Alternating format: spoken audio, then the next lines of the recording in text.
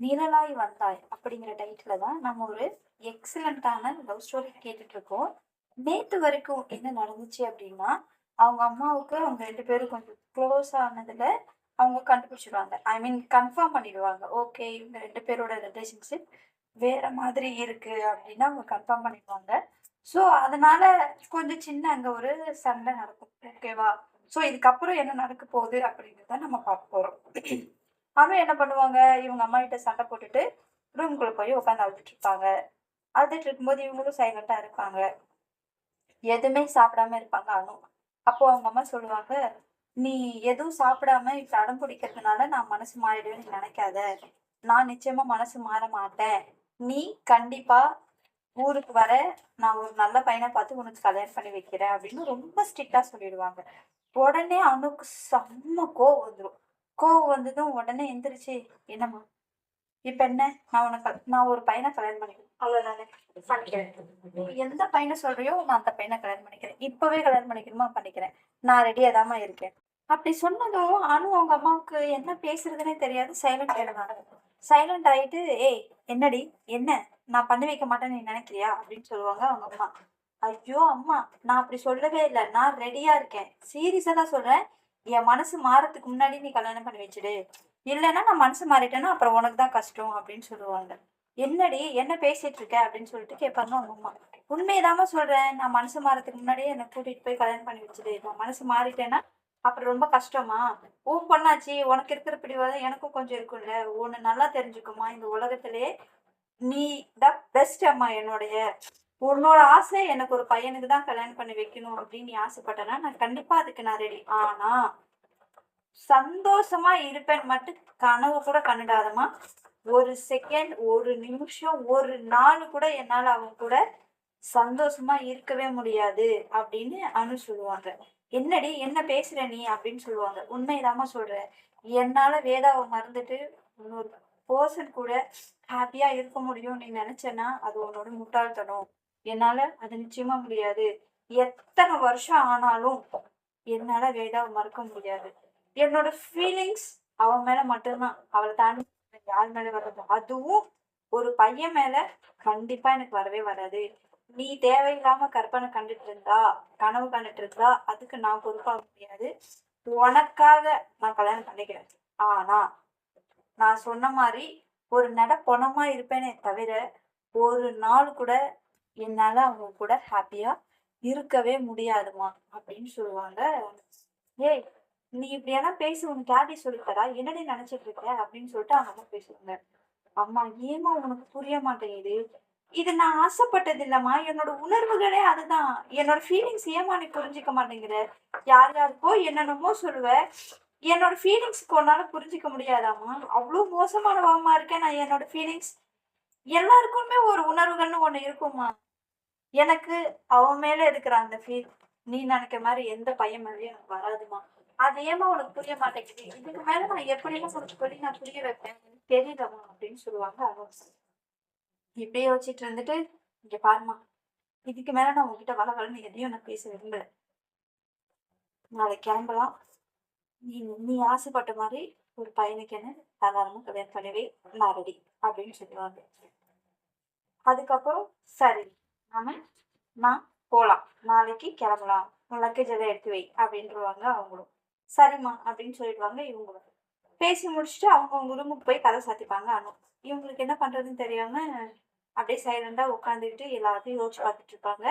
யோசிச்சு பார்த்துட்டே இருந்துட்டு, வேதாவ பார்க்கலாம் அப்படின்ட்டு இவங்க அங்கருந்து கிளம்பி போவாங்க.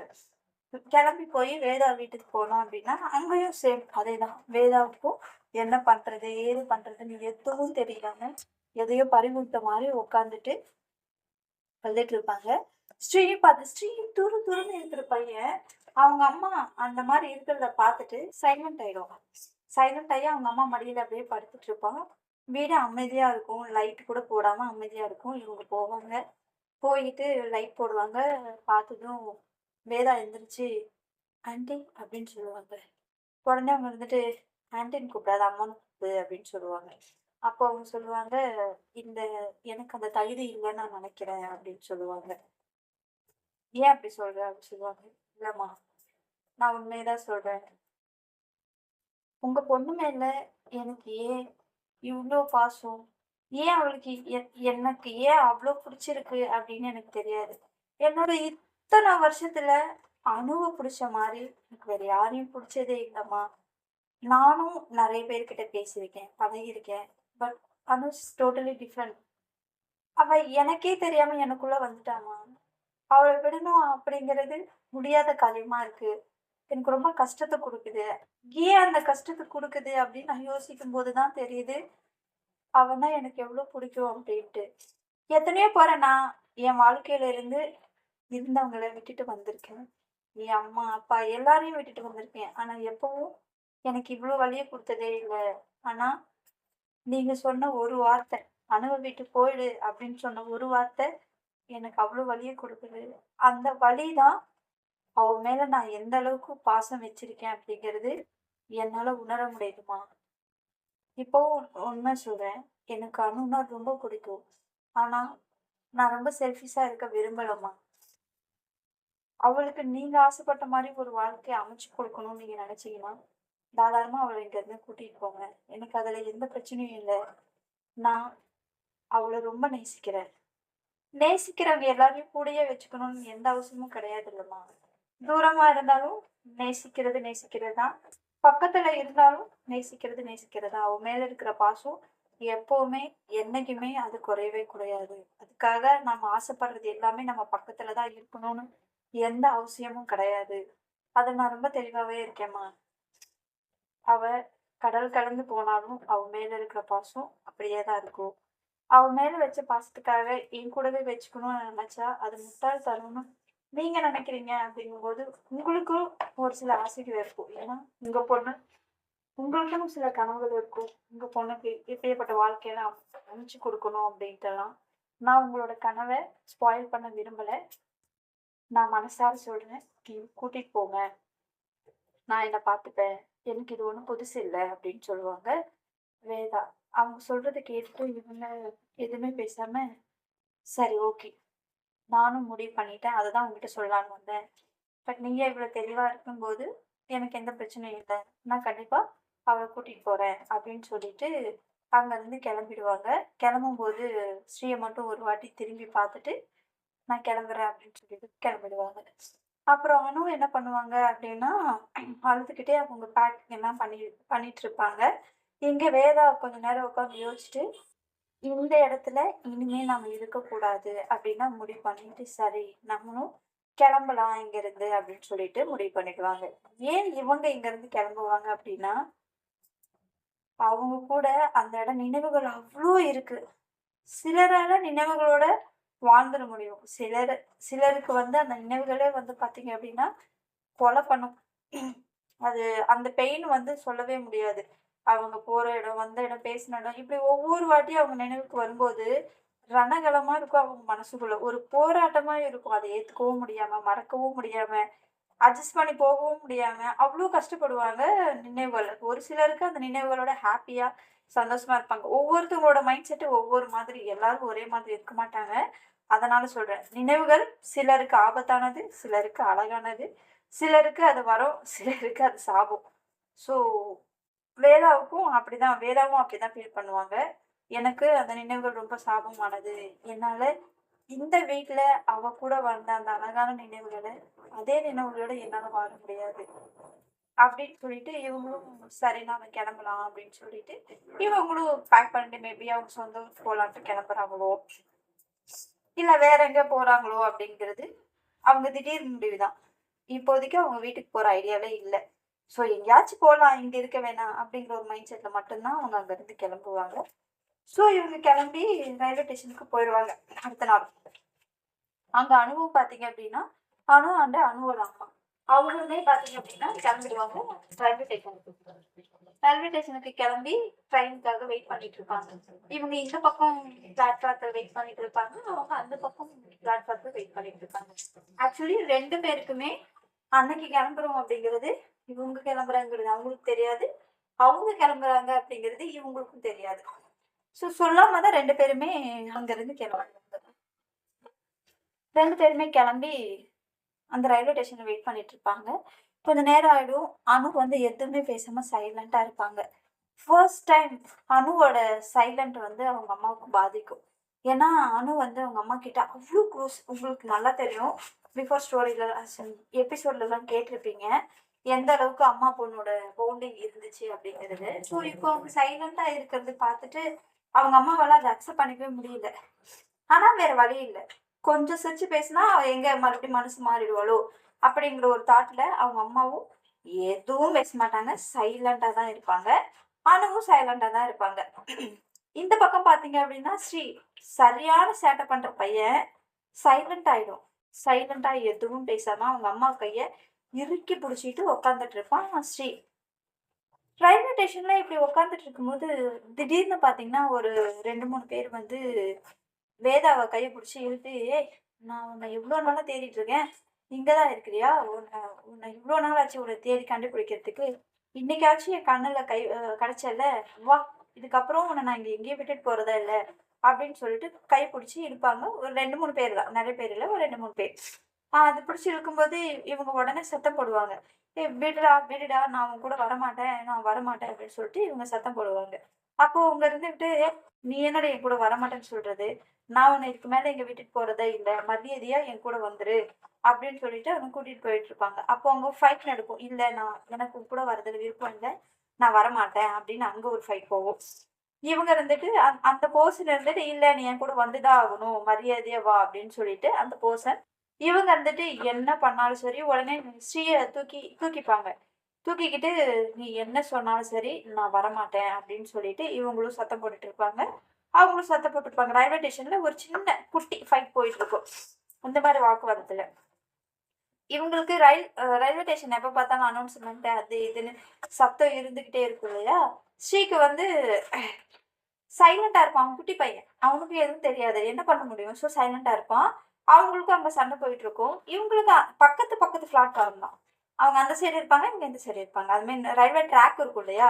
ஸோ இந்த ட்ராக் அவங்க, அந்த ட்ராக் அவங்க அப்படின்னு உட்காந்துட்டு இருப்பாங்க. இந்த பக்கம் திரும்பி உட்காந்துட்டு இருப்பாங்க நம்மளோட அனு. அதனால அந்த பக்கம் நடக்கிற விஷயம் இவங்களுக்கு தெரியாது. அந்த சத்தமும் எதுவும் இவங்களுக்கு கேட்காது. ரொம்ப சைலண்டா உட்காந்துட்டு இருப்பாங்க.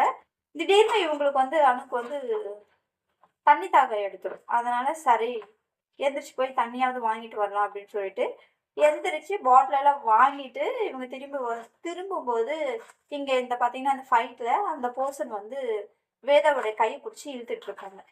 வேதாவோட கையை பிடிச்சி இழுத்துட்டு இருக்கிறத பார்த்ததும் நம்மளுடைய அணுக்கு செம்ம கோபம் வந்துடும்.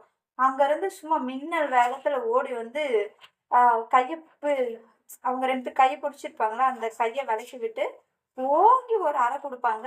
நம்மளுடைய அணு இருந்துட்டு, அந்த பெர்சன வந்து ஓங்கி ஒரு அறை குடுத்துருவாங்க. அறை குடுத்துட்டு, "டேய் யாரு மேலடா கை வைக்கிற? அவ யாருன்னு தெரியுமா? அவள தொடுறதுக்கு நீ யாருடா? எவ்ளோ தைரியம் இருந்தா நீ என்னோட வேதாவ டச் பண்ணுவ?" அப்படின்னு சொல்லிட்டு, அவங்க வந்து அவன அடிச்சுருவாங்க. அடிச்சதும் அங்க இருக்கிறவங்க எல்லாருமே ரொம்ப ஷாக்கிங்கா பார்ப்பாங்க. வேதாவுக்குமே அந்த ஷாக் இருக்கும். அப்போ அவங்க இருந்துட்டு வேதா எதுவும் ஸ்டாப் பண்ண மாட்டா. பிகாஸ் ஏன்னா அவளுக்குமே அந்த பிடிக்கல இல்லையா? அதனால அவங்களும் ஸ்டாப் பண்ண மாட்டாங்க. உடனே அந்த பெர்சன் வந்துட்டு, "ஏய்! உனக்கு எவ்ளோ தைரியம்டி என் மேல கை வச்சிருக்க? அ நான் யாருன்னு உனக்கு தெரியுமா? எந்த தைரியத்துல நீ என் மேல வந்து கை வச்ச?" அப்படின்னு சொல்லிட்டு அவங்க 2 பேருக்கும் அங்க போகும். "நீ யாரா வேணா இருந்துட்டு போ. எனக்கு அத பத்தி கவலை கிடையாது. உனக்கு எவ்ளோ தைரியம் இருந்துச்சுன்னா, நீ என்னோட வேதா மேல கை வைப்ப." அப்படின்னு சொல்லுவாங்க. "உன்னுடைய வேதாவா? அவ யாருன்னு ஃபர்ஸ்ட் உனக்கு தெரியுமா?" அப்படின்னு சொல்லி கேட்பாங்க. "அவ யாருன்னு வேணா இருந்துட்டு போட்டும். அவ இப்ப என்னோட ஃப்ரெண்ட். அவ ஃபுல் அண்ட் ஃபுல் என்னோட ரெஸ்பான்சிபிலிட்டிஸ். நான் அவளுக்காக இருக்கிற வரைக்கும் உன்ன மாரி கேவலமானவங்கலாம் அவள நான் டச் பண்ண விட மாட்டேன்." அப்படின்னு சொல்லுவா அனு. அப்படி சொன்னது, "என்னது கேவலமானவளா? ஏய்! யார பார்த்து என்ன பேசிட்டு இருக்க? நான் யார் தெரியுமா உனக்கு?" அப்படின்னு சொல்லுவாங்க. "நீ யாரா வேணா இருந்துட்டு போடா. ஆனா என்னோட வேதா பக்கத்துக்கு மட்டும் வராத." அப்படின்னு சொல்லுவாங்க அனு. "நான் வருவேன்டி. ஏன்னா அவ என்னோட ஒய்ஃப்." அப்படின்னு சொல்லுவாங்க அந்த பெர்சன். அத சொன்னதும் அனுக்கு செம்ம ஷாக் ஆயிடும். ஷாக் ஆயிட்டு எதுவும் பேசாம சைலண்ட் ஆயிடுவாங்க. "என்ன? இப்ப எதுவும் பேச மாட்டேங்கிற? இப்ப பேசு." அப்படின்னு சொல்லிட்டு சொல்லுவாங்க. அந்த பெர்சன் வந்து அனுகிட்ட சொல்லுவாங்க. அனு வந்து உடனே திரும்பி வேதாவ பார்ப்பாங்க. வேதா பார்த்துட்டு சைலண்டா இருப்பா வேதா. எதுவும் பேச மாட்டா. இவங்களுக்கு புரிஞ்சிரும். ஓகே ஆமா போல அப்படின்ட்டு. இருந்தாலுமே வேதா கிட்ட கேட்பாங்க. "வேதா இவன் சொல்றது உண்மையா அப்படின்னு சொல்லிட்டு கேட்பாங்க. வேதா எதுவும் பேச மாட்டாங்க, சைலண்டா இருப்பாங்க. அப்போ அங்க ஃபைட் நடந்துட்டு இருக்கும் இல்லையா? ஸோ அங்க இருக்கிற போலீஸ்காரங்கலாம் வந்து இங்க என்ன பிரச்சனை அப்படின்னு சொல்லிட்டு கேட்பாங்க. அப்போ அனுதான் பேசுவாங்க. சார் இந்த மாதிரி இவன் யாருன்னே தெரியல. தேவையே இல்லாம இந்த பொண்ணு வந்து டிஸ்டர்ப் பண்ணிட்டு இருக்கா சார். அவ என்னோட ஃப்ரெண்டு அப்படின்னு சொல்லுவா அனு. அப்போ இருந்துட்டு அவன் சொல்லிட்டு சார் இந்த பொண்ணு தான் யாருன்னே தெரியாது. புதுசா வந்து இவ ஃப்ரெண்டுங்கிறா. இவ வந்து என்னோட ஒய்ஃப் அப்படின்னு சொல்லுவா அந்த போசர். ஹஸ்பண்ட் அண்ட் ஒய்ஃப்குள்ள நீ ஏமா போற? உனக்கு இதுல என்ன ரைட்ஸ் இருக்கு அப்படின்னு அந்த போலீஸ்காரங்க சொல்லுவாங்க. சார் அது உண்மை கிடையாது சார். இவ பல வருஷமா தனியா தான் இருக்கா. வேணுமா நீங்க அவளே கேட்டு பாருங்க அப்படின்னு சொல்லிட்டு சொல்லுவாங்க. அனு அனு அது சொன்னதும் இங்க பாருமா, அதான் அவர் அவ்வளவு தெளிவா சொல்றாருல்ல. போட்டோஸ் எல்லாம் வேதா எதுவுமே பேச மாட்டான், டோட்டலி சைலண்ட். அப்போ அவன் இருந்துட்டு அவங்க 2 பேர் எடுத்து போட்டோஸ் அந்த மாதிரி எல்லாம் இருக்கும் இல்லையா? ஸோ அதெல்லாம் காமிப்பாங்க. இங்க பாருங்க சார், நாங்க 2 பேரும் ஹஸ்பண்ட் அண்ட் ஒய்ஃப் அப்படிங்கிறதுக்கு இதுதான் சாட்சி. இது தவிர உங்களுக்கு இன்னும் வேற என்ன வேணும் அப்படின்ட்டு இவன் என்னென்னமோ சொல்லி என்னென்னமோ காமிச்சிட்டு இருப்பான். அவன் வந்து அனு வந்து இல்ல இல்ல சார், இங்க ஏதோ மிஸ்டேக் நடக்குது, நான் நம்ப மாட்டேன் சார். இத அவன் போய் சொல்றான் சார். ஒருவேளை அது உண்மையா இருந்தா இவ்வளோ வருஷம் அவ தனியா இருக்கணுங்கிற எந்த அவசியமே கிடையாது. ஆனா அவ இவ்வளோ வருஷமா தனியா தானே இருந்தா அப்படின்னு சொல்லிட்டு அவங்க மனசுக்குள்ள நினைச்சிட்டு இல்ல சார் இது நான் நம்ப மாட்டேன். இவன் பொய் சொல்ற சார், நான் நம்ப மாட்டேன்னு அனு வந்து சொல்லிட்டு இருப்பாங்க. அப்போ அந்த பர்சன் இருந்துட்டு சொல்லுவாங்க, நீ யார் ஃபர்ஸ்ட்? நீ எதுக்கு நம்பணும்? எங்க 2 பேருக்கு நான் மேரேஜ் ஆகி பல வருஷம் இருக்கு. அதுக்கு சாட்சியா ஒரு குழந்தையும் இருக்கான். இது தவிர உனக்கு வேற என்ன சாட்சி வேணும் அப்படின்னு சொல்லிட்டு அந்த பர்சனும் சொல்லுவாங்க. இருந்தாலுமே அனு வந்துட்டு நான் நம்ப மாட்டேன். நீ சொல்றது எதையுமே நான் நம்ப மாட்டேன். நான் ஏன் இதெல்லாம் நம்பணும்? நீ சொல்றது பொய்யா கூட இருக்கலாம் இல்லையா அப்படின்னு சொல்லுவாங்க. ஏய் உனக்கு புரியுதா இல்லையா? நாங்க 2 பேரும் ஹஸ்பண்ட் அண்ட் ஒய்ஃப்னு சொல்லிட்டு இருக்கோம். அப்புறம் என்ன நான் பொய் சொல்றேன், நான் பொய் சொல்றேன்னு சொல்லிட்டு இருக்கேன். நான் சொல்றதெல்லாம் உண்மைதான் அப்படின்னு அந்த பர்சன் சொல்லுவாங்க. இல்ல, இதே விஷயத்த வேதா சொல்லட்டும், நான் ஒத்துக்கிறேன். வேதாவுக்கும் உன் கூட வாழ விருப்பம் இல்லை.